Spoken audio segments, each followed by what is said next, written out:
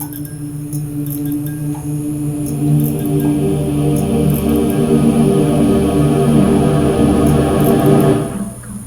right, so I teach a creature design class, and one of the biggest things that I always see students struggle with is basically kind of putting the creature together. And it's not just about grabbing a couple animals and mashing them together. It's about actually thinking about what the world is, what the environment's like, what the predators and prey are like, and what kind of influences they have. And so when you think about creature design, you want to think about things that are ultimately a structure of what's going to happen with the creature and how can I do this. And this is much like my character design sheet. So the first thing is on the outer rims, you have basically what is the world around them. And then on the inner sheets, you have basically parts that would create more emphasis on what the creature is. So for example, if I'm going to do, say, a mountain suite. So if I do the mountains, then I need to have some sort of like cohesion that influences the design itself. So it depends on where, in the mountains. Is it the wooded mountains? If I think of it like, the Andes, okay, maybe it's got goat like balance and climbing ability. And then I think about, what's up there, what other creatures are out there. Basically I could say, well, low atmosphere. And then I could put in scarcity of animals, and things like that. So, if I think about low atmosphere, I have to think about, the different ideas of like, okay, as you go up, there's not much oxygen or there's not much breathability. How is that going to affect it? Maybe bigger lungs are part of that. The scarcity of animals, maybe it's an omnivore.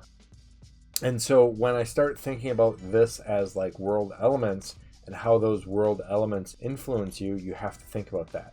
The other thing is like you have to think about, okay, what is the predator feature of this? Maybe like a carnivore monkey, large birds, and things like that. So I'm thinking about that aspect as far as that goes. And when I think about it as a predator standpoint, I have to think about it as a reverse. How does it protect itself from that aspect? How does it protect itself from large birds? Maybe it throws rocks. Well, then I have to think about, if it's throwing rocks, how is it doing it? Maybe it's got a tail that's got a scoop, or, it could be a tail that throws it, or they could throw it with the hands. And if it throws it with the hand, how strong is it? Maybe it's very strong. And so you have to start thinking about the balance of when your predators are attacking, how is it looking at this? Maybe it has a rock style texture. Maybe the carnivore monkeys look at it from a certain color or a certain spectrum. So maybe it's blending with the environment. Okay.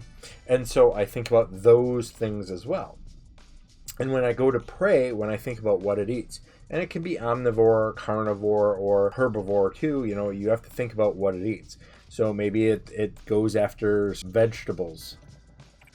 If it's going after vegetables, then that changes its teeth set. So over here, I thought about doing an omnivore.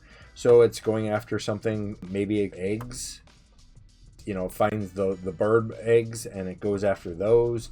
Maybe it goes after, smaller creatures, insects, and things like that. And that basically changes the teeth are. So this is an omnivore here. So that basically means that it's got canines as well as to grind the food down. And I have to think about how it's catching things. So maybe with these hands, maybe it's got digging claws. Maybe it's more like burrows down. And, it climbs. So these are like different aspects that I can use. Small creatures, if it's capturing like little rodents and things like that, maybe it's kind of quick. And then I also think about influences. Now, mountains are one of the influences. But, one of the things that you have to think about is what affects it. Maybe it's got a certain theme to it. This could be, it's earth-based.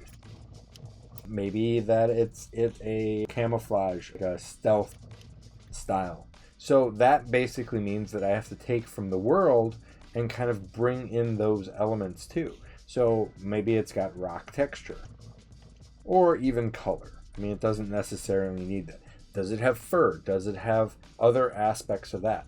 And so if you think about those aspects, you start getting a list of things to work with. And then as you work with, maybe it's, maybe the carnivore monkeys, maybe it's got horns. Maybe because of the rock, maybe it's a fur based. We'll say fur here. So I'm starting to kind of come up with ideas of how this creature works. And so you have to think about these elements in order to kind of build out creature design. Now, you can always sketch the ideas as you go and kind of fill up the sheet. It starts off with a base idea, a base silhouette, a base couple of concepts. Maybe I'm taking something maybe like goats here. So it's really kind of defining different elements. If it's digging and throwing rocks, it's probably strong. And it's probably not aggressive. By creating these elements, by pushing this stuff together, you slowly get an idea of like how to build together a process of creating your creatures. And this allows you to start adding in other ideas. And it's basically just a collection point. You can do this on any sheet of paper, and it gives you a good idea of like the process of creating something different with your designs. But the big thing is, how does the world around it affect the creature design itself? And that's really what makes successful creature design, is thinking about things from a standpoint of the world, bringing it in. So I hope this helps. If you have any questions, feel free to ask. And this will be available on my website for free.